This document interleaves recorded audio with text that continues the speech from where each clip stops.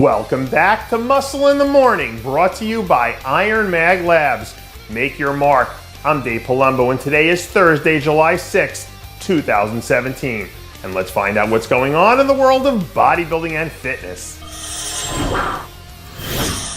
We like to say that genetics are the ultimate equalizer in bodybuilding. But at the end of the day, if an athlete doesn't have the right work ethic to carry them over to the next level, they're only going to get so far. And I haven't met a whole lot of people who've got a more sickening work ethic than my old friend, Juan Morel.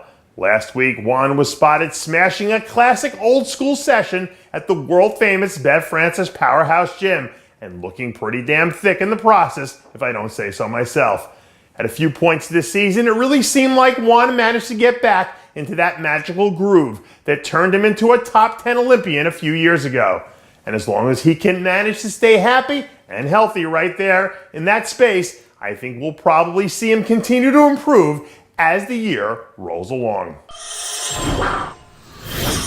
The bikini division has been delivering all sorts of pleasant surprises all season long, and the emergence of Breena Martinez has definitely been one of them.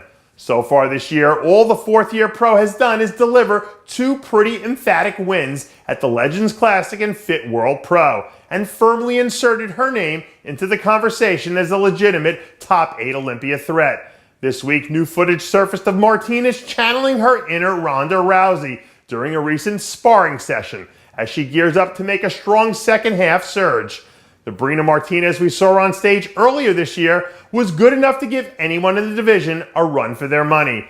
And given how volatile things have been at the top of the division lately, it isn't hard to imagine a scenario where she winds up finishing top 5 or better.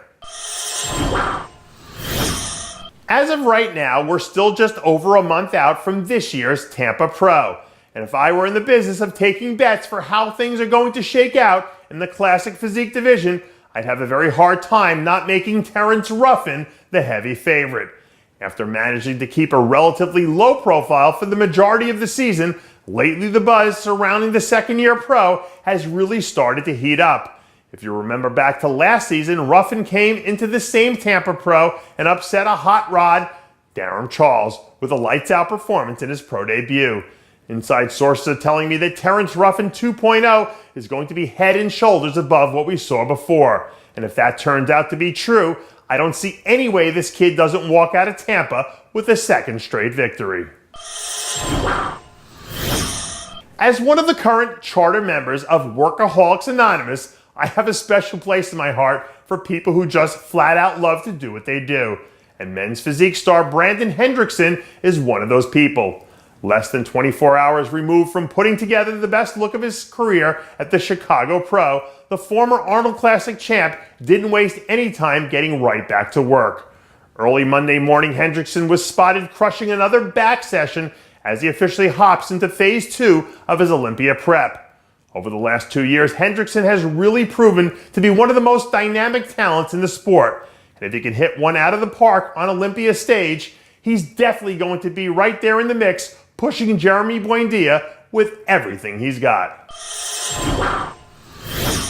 I don't have to be a history major to know that eventually one day all dynasties come to an end.